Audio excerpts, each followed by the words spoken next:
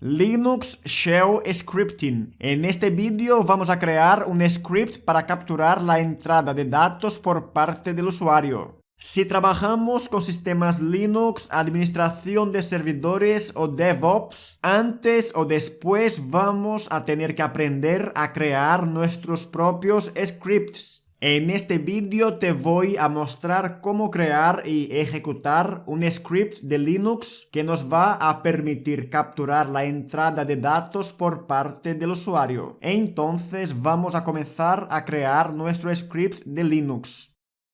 Estamos aquí con una consola de Linux abierta. En este caso yo voy a utilizar un sistema Linux Ubuntu, aunque cualquier sistema Linux es válido. Utilizamos el comando pwd para saber dónde nos encontramos dentro de la consola y el comando ls nos lista lo que hay en esa carpeta. El script tiene que tener la extensión .sh y el nombre que tú quieras, y en este caso yo voy a utilizar el editor Nano para editar el archivo.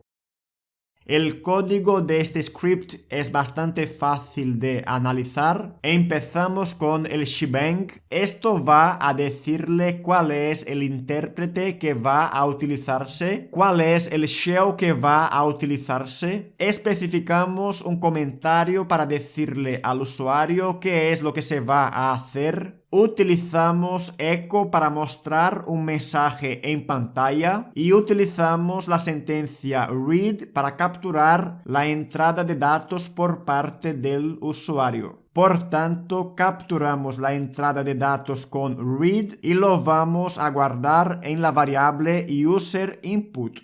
Este eco de aquí va a crear un separador y este otro eco vacío va a crear una línea vacía, una línea en blanco. Y en esta última línea se va a mostrar el valor introducido por el usuario. Observa cómo hacemos alusión a la variable user_input utilizando el signo del dólar. Así es como creamos un script en Linux para capturar la entrada de datos por parte del usuario.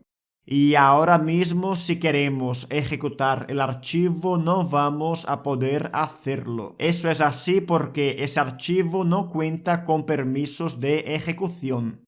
Utilizamos el comando chmod para darle permisos de ejecución a ese archivo.